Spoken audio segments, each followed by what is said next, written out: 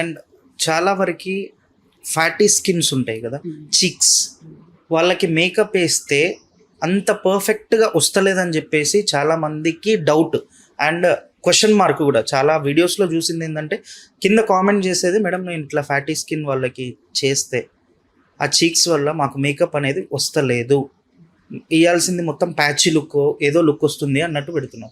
దీనిపైన మీరేమంటారు? మేకప్ వేసేటప్పుడు ఫ్యాటీ చీక్స్ అది అంతే కన్సర్న్. అంటే ఒక స్కిన్ని చీక్స్ పట్టు లేకపోతే ఫేస్ని పట్టు కలర్ని పట్టు మేకప్ చేయలేము.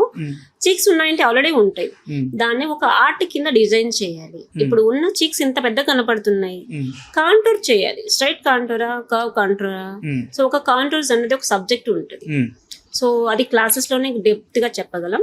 సో కాంటూర్ చేసి ఉన్న చీక్స్ ని కొద్దిగా డౌన్ చేయొచ్చు.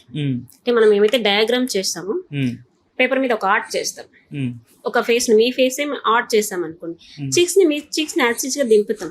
లేదా ఇంకొద్దిగా సన్నగా చేయాలి అంటే ఏం చేస్తాం, కాంటూర్ దగ్గర ఒక షేడ్ ఇస్తాం. కాంటూర్ దగ్గర ఎప్పుడు షేడ్ ఇస్తాము, అక్కడ ఎక్కువ కొద్దిగా కట్ చేస్తాము. చీక్స్ అనేది కొద్దిగా తగ్గినట్లు అనిపిస్తుంది తప్ప కంప్లీట్ గా చీక్స్ ని తీసేసి మరీ సన్నగా చేసి అవన్నీ సర్జరీలో స్కిన్ మీద అవుతుంది తప్ప మేకప్ లో మిరాకిల్స్ అవ్వవు.